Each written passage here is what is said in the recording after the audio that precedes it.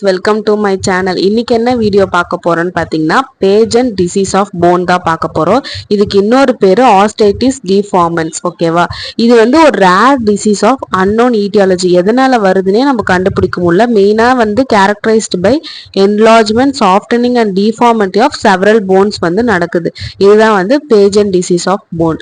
இது வந்து the disease tends to repeat in family members and genetic patterns இருக்கவங்களுக்கு இந்த டிசீஸ் வந்து காமனா வர வாய்ப்பு இருக்கு. இதோட பேத்தாலஜி பார்க்கும்போது என்னன்னு பார்த்தீங்கன்னா போன்ல வந்து இன்க்ரீஸ்ட் அண்ட் டிசார்டர்லி ஃபார்மேஷன் இருக்கும் அண்ட் டிஸ்ட்ரக்ஷன் ஆஃப் போன் இருக்கு. இதுதான் வந்து மெயினான பேத்தாலஜி.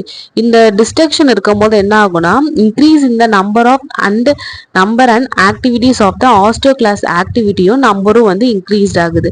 இன்க்ரீஸ் ஆகனால என்ன ஆகும்னா போன்ல வந்து highly vascular and functional arteriovenous stent வந்து டெவலப் ஆகுது. இந்த ஸ்டண்ட் வந்து டெவலப் ஆகனால என்ன ஆகும்னு பார்த்தீங்கன்னா resulting in high output cardiac state வந்து வருது.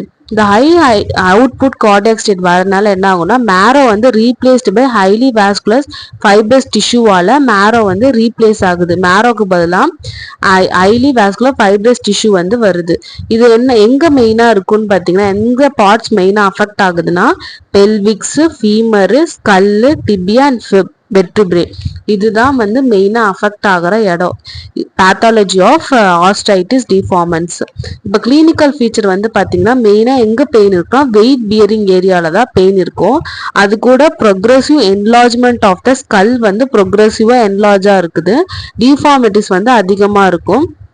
அது கூட இந்த மாதிரி போன் க்ரோத்லாம் இருக்கனால என்ன ஆகும்னா pressure on the nerves, adjacent நர்வ்ஸ்ல வந்து ப்ரெஷர் எஃபெக்ட் வந்து இருக்கு.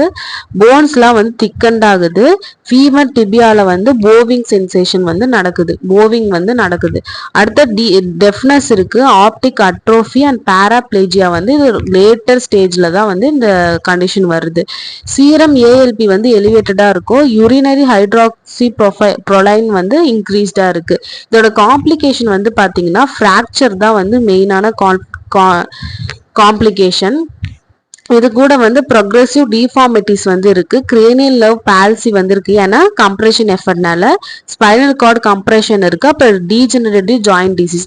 இதுதான் வந்து இதோட காம்ப்ளிகேஷன் ஆஃப் ஆஸ்டைட்டிஸ் டிஃபார்மன்ஸ், அதாவது பேஜன் டிசீஸ் ஆஃப் போன். இதுல டவுட் இருந்தா சொல்லுங்க. Okay, thank you.